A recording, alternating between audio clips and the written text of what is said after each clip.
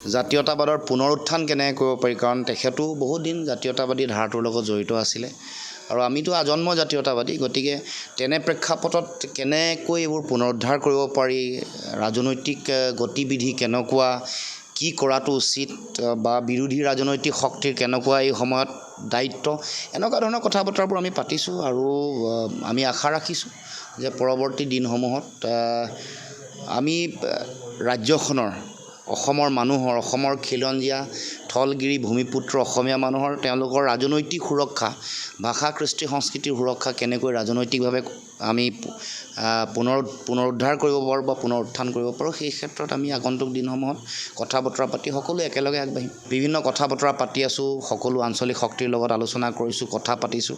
তেনেকুৱা এটা সময়ত আমি তেখেতৰ পৰাও দিহা পৰামৰ্শ লৈছোঁ কি কৰাটো উচিত, কাৰণ তেওঁ অভিজ্ঞ। গতিকে আমিও অকণমান তেখেতৰ পৰা দিহা পৰামৰ্শ লৈছোঁ কেনেকুৱা ধৰণৰ ৰাজনৈতিক কূটকৌশল হোৱাটো উচিত, বিশেষকৈ আমাৰ জাতীয়তাবাদৰ ভৱিষ্যতৰ সম্পৰ্কতে আলোচনা।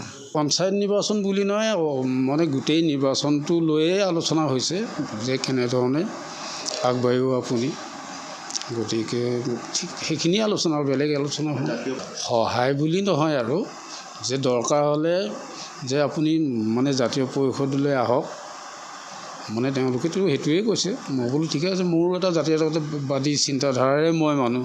তেখেতসকলে কৈছে যিহেতু আমি এটা আঞ্চলিকতাবাদী দলে, আপুনিও আঞ্চলিকতাবাদৰ চিন্তাধাৰাৰ লোক, গতিকে আমাৰ লগত আহিলে আমি বেয়া নাপাওঁ, ভালেই পাম। তেনেধৰণে কথাবোৰ হৈছে আৰু এইটো কথা বতৰাবিলাক এতিয়া চলিছে।